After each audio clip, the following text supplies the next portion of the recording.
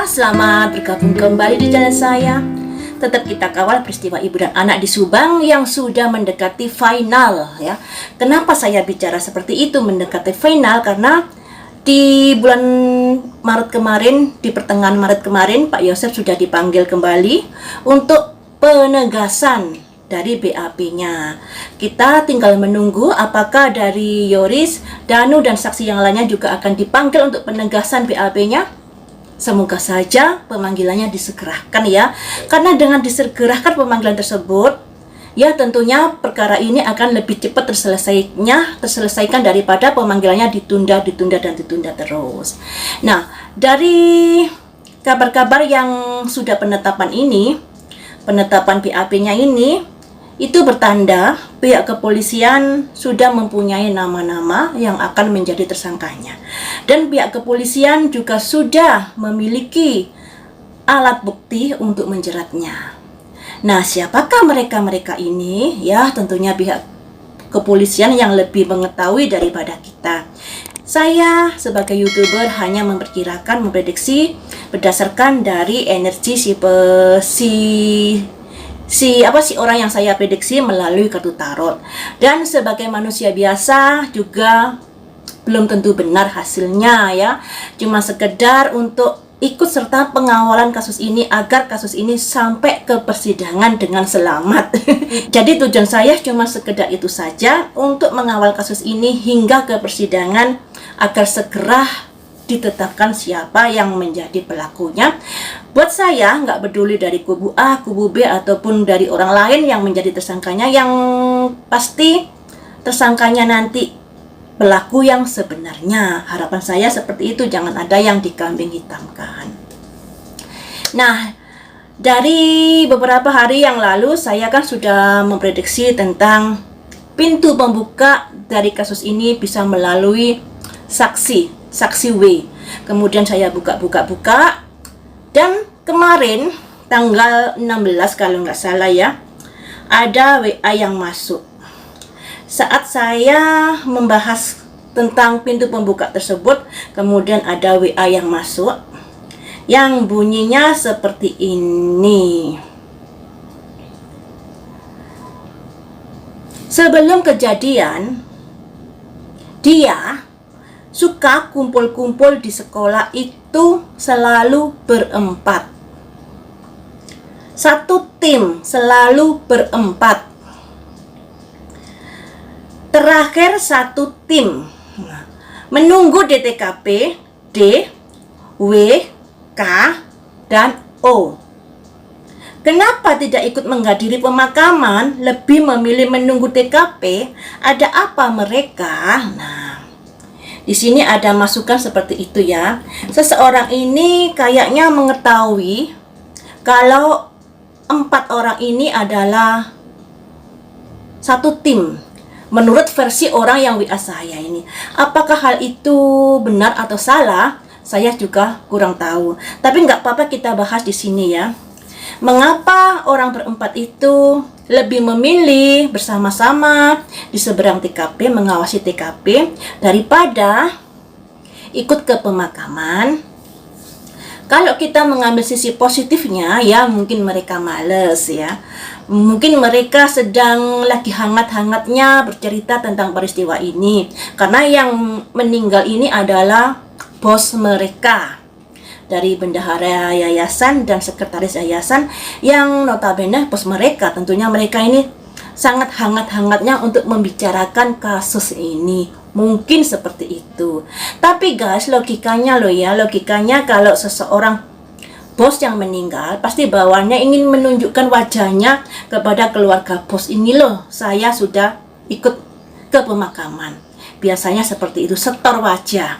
Tapi orang berempat ini lebih suka standby di depan TKP daripada ikut ke pemakaman. Alasannya mungkin D ini disuruh Y untuk mengawasi TKP, kemudian Y mungkin alasannya seperti itu ya. Namun kalau melihat saya di channelnya Kang Freddy yang beberapa hari diupload, D ini mengatakan kalau Y sudah ngomong ke D untuk menjaga TKP. Kemudian D ini kayaknya takut menjaga sendirian, makanya dia meminta Y untuk untuk memberitahu W agar ikut mengawasi TKP. Di channelnya seperti itu yang saya tangkap loh ya. Kemudian beberapa jam kemudian atau beberapa hari kemudian, Kang Freddy membenarkan atau mengklarifikasi kembali apa yang sudah ditayangkan, di mana bukan Y yang menyuruh W untuk datang ke depan TKP tersebut. Y tidak menyuruh, tapi menurut Kang Freddy ada inisial A yang menyuruh W untuk ke TKP. Nah, ini mana yang benar atau yang mana yang salah, saya juga kurang tahu ya guys. Apakah hal itu bisa dipercaya atau tidak, saya juga kurang tahu. Tapi guys, tapi ya, ada WA yang masuk lagi. Pasti kalian kaget, saya saja juga kaget. Ini bisa dipercaya apa enggak sih? Buat saya, setiap WA yang masuk, saya selalu pantengin ya. Saya selalu pertimbangkan ini layak di-up di publik atau tidak. Kalau sudah saya share di YouTube, berarti sudah saya pikir-pikir ini layak untuk ditayangkan. Seperti dengan prediksi saya ya. Prediksi saya juga belum tentu benar. Asumsi kalian juga belum tentu benar. Dan WA yang masuk di HP saya juga belum tentu benar. Semuanya belum tentu benar, tapi semuanya bisa dijadikan clue untuk membantu pihak yang berwajib. Nah, makanya di sini akan saya beritahukan WA yang masuk itu seperti apakah selain WA yang tadi ya. Salah itu kan saya tahu yang sebenarnya, cerita sesungguhnya. Jadi waktu minta dijaga itu malam hari. Pada hari itu adalah inisiatif D, W, K, dan O. Begitu Bu. Saya ulangi ya. Jadi yang diperintahkan itu untuk menjaga malam harinya. Kalau menjaga siangnya itu inisiatif orang berempat itu sendiri. Menurut WA yang masuk seperti itu. Nah, mana yang benar? Saya juga kurang tahu. Tapi menurut tata bahasanya di sini, kayaknya ada penegasan. Ada penegasan ya guys.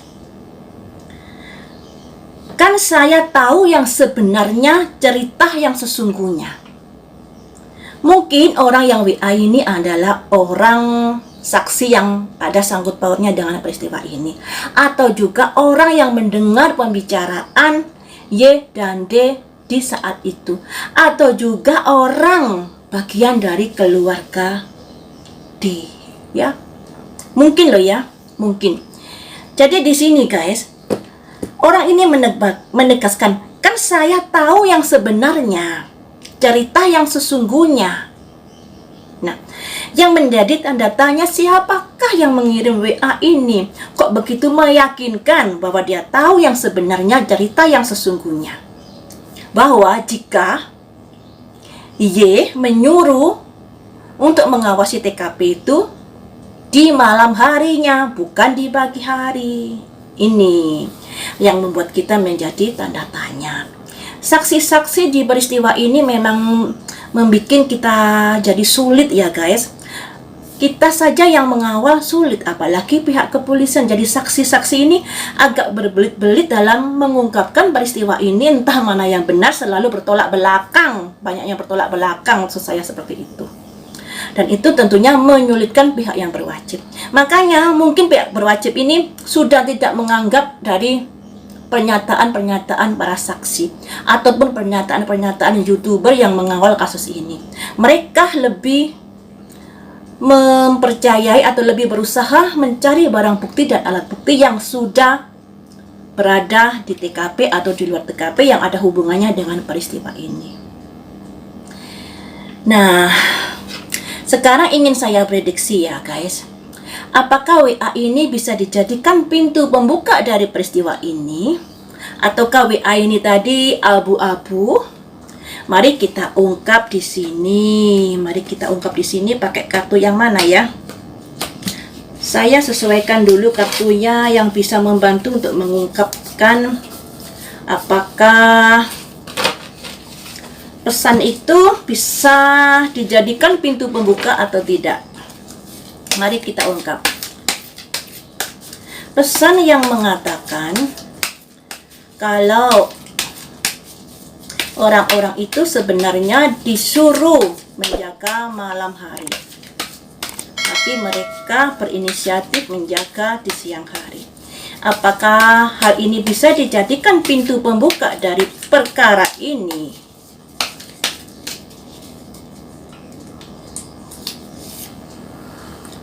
Ada anak-anak, guys, Chinese fun. Kumpulan anak-anak yang sedang bermain, ya. Selanjutnya saya ambil 5 kartu ya. Apakah pesan itu bisa dijadikan pembuka dari perkara ini? Ada simbol playing it safe. Ada bermain aman. Kemudian apakah bisa dijadikan pintu pembuka dari peristiwa ini? Ada simbol planning and action. Ada sebuah rencana yang ingin diwujudkan. Selanjutnya, apakah bisa dijadikan pembuka? Ada hidden motivasi. Selanjutnya, ada simbol present power. Jadi seperti ini.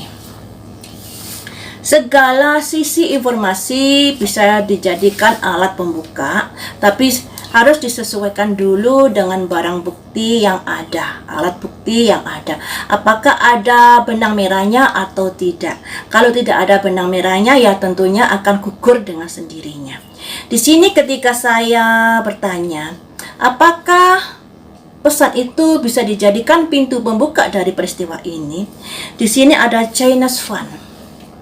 Anak kecil yang berbahagia yang sedang bermain-main.